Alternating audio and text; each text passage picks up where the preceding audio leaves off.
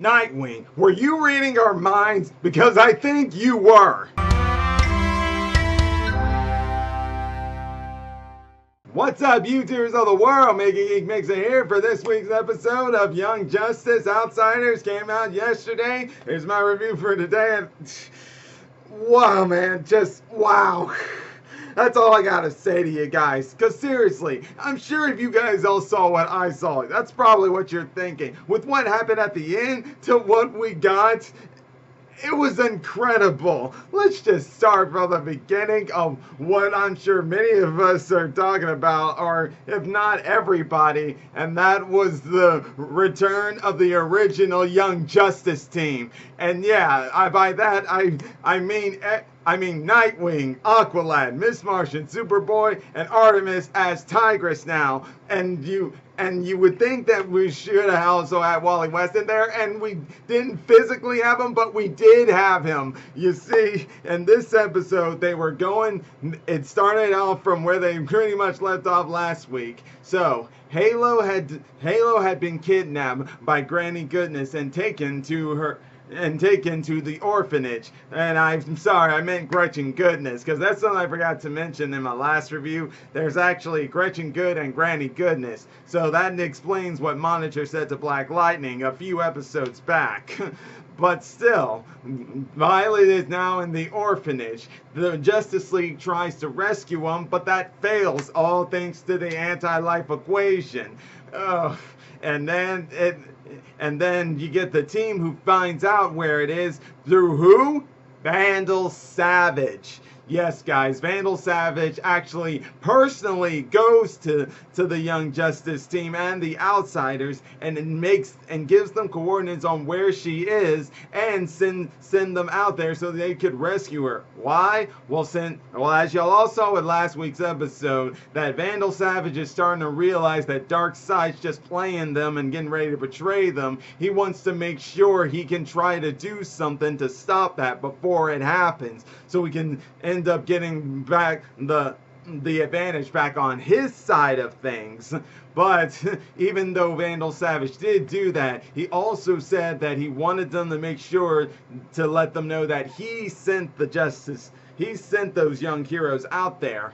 But and they do, and that's exactly what they do. They go out there and they try to rescue Halo, but they don't go alone. You see, they also bring with them Brion, Terra, and Forager, which is no surprise there, because first off, Brion, Forager, and Halo, they have a history that dates back to the first half of Young Justice Outsiders in part 1. They all had a very good bond, so of course they're going to go in on this mission.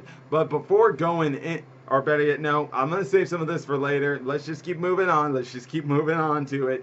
But in any case, so when they get there, it splits up into two teams. You got the original Young Justice members as Alpha, while Beta is Brion, Terra, and Forager. And Superboy actually puts Brion in charge of the team. And let me just say, Brion has grown up so much since we first were introduced to him at the beginning of this season. He really shows great leadership skills in this battle here. He really does. But we'll get to him in a second. Let's get into the original Young Justice team. So they were the distraction, taking on the parademons and the female furies. And during that whole time,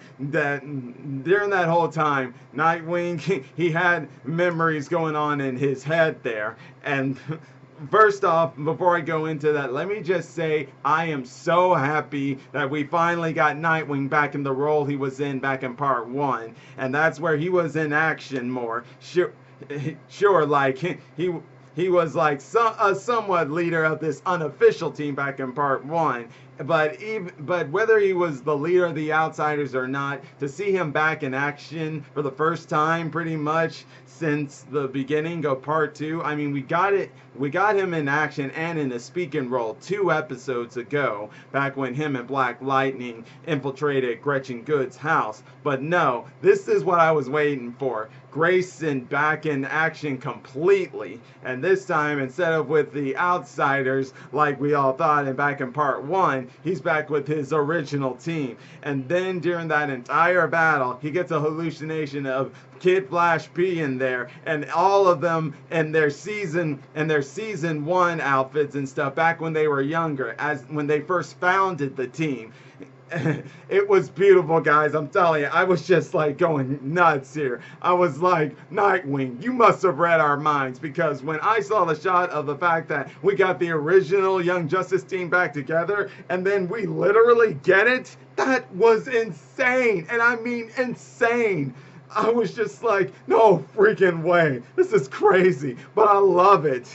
And to see him and Kid Flash in that illusion, like using their little computer wrists to make like a little video game. Pure hilariousness, great fun time, awesome. I loved it. It was so amazing. I'm just geeking out here, guys. I am really, really geeking out here. I can't take it. It was just unbelievable. Of course, this was all happening when Miss Martian had a psychic link with them all. So, everyone got to, all of them got to see it. All the original team members got to see it. And yeah, and they had a little moment of momentary grief in there. That's just because, well, Grayson misses Wally very much, and this can actually go into something that Superboy told him before they went on a mission. You see, after Superboy was talking with Brion, Nightwing came in and saying how Superboy is becoming a leader, and he thinks that good since he doesn't want to be a leader, but Superboy points it to him that he already is one. He just needs to decide what kind of leader he's going to become. No doubt that's a little jab at the fact of his anti-light for the superhero side, but I think but in my opinion, it's still more on the fact of saying Superboy telling Grayson to suck it up and accept your role and your burden as a leader and decide what kind of leader you will be when you finally accept that role. And I do agree with that. And speaking of Superboy, he and Miss Martian, we got more detail in on their argument after the whole anti-light from the hero side of things had been formed. And this is where an argument went where I get both points here, and I understand them completely. For Superboy, he's saying how like he gets the whole need for this anti-light, but he doesn't like how Miss Martian is letting it rip away her soul, but most of all how he lied to him and Garfield, people they love. And I do completely agree with them on that. But at the same time, I'm sure, as we all know, sometimes even we'll lie to loved ones about something horrible we did. I would say not completely, though. I'm sure most of us out there will give some of the detail. More like we'll give half of the truth, but leave some details out of it. At least that's how I see it, or so. But either way, I still got Superman's point and agree with him, but I also agree with Miss Martian's point, especially at the ending of the episode. So, this is where I'll real quick go into Brion. Now, like I said, he had grown so much, because here's the thing, when he led Forager and Terra to where Violet was on Granny Goodness's orphanage asteroid, Granny Goodness tried to taunt Geoforce, and by his expression you would think it was working, but telepathically he was telling Forager that he's pretending to let Granny Goodness get to him so he can move in to free Halo. And that right there shows that yes, he has grown so much and he was acting like a real leader there. So Superboy was right to put his trust in Brion in leading the team. Unfortunately though, the plan couldn't be executed well because the Justice League. Now earlier on, like if I didn't say before, earlier on they tried to rescue the metahumans. Unfortunately though, the Anti-LifeEquation has gotten control over them, and they stopped Team Beta from executing their plan. And it was during that time that AIM Alpha was seeing what was going on, and they were going to go there and try to stop it and rescue everybody. But this is where it was going to be where Aqualad told Miss Martian to do to them what she did to him in season 2, and that's wipe out his brain and his memory back when she thought he was a spy. And at first Superboy didn't like what Calder was suggesting, but Calder he understood the consequences, but he was willing to accept them, just as Miss Martian did. And this is where I'll go into Miss Martian's side of the argument on why she went along with Batman's thing, because because of all the things that were happening, people getting captured and losing their lives and stuff, it got to the point where Miss Martian will accept that she will sacrifice ideal if it means saving people, such as billions of lives across the galaxy from the anti-life equation that is about to be in Darkseid's hands.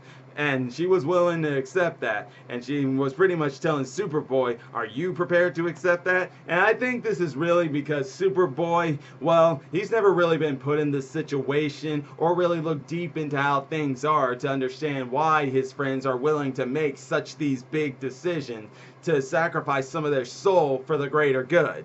And yeah, I know most of us really have a hard time trying to do that, but sometimes we're going to be put in a position where a decision has to be made. And we're going to have to make that decision one way or another. But either way you look at it, though, this is definitely insane, I'm telling you. And I do mean insane. And if that ain't bad enough, though, and wait, what am I saying? What I mean by why is things insane? Well, it's the ending. She goes through with the plan, but unfortunately, they didn't stop Granny Goodness in time, and Halo used her powers, and now she has control over not just people in that asteroid, but it looks like her powers are now about to go throughout the galaxy, or the universe for that matter. Oh man, are we in trouble. I talked about this saying the Darkseid War is coming, but I'm starting to think, is this about to be a mixture of the Darkseid War and Final Crisis?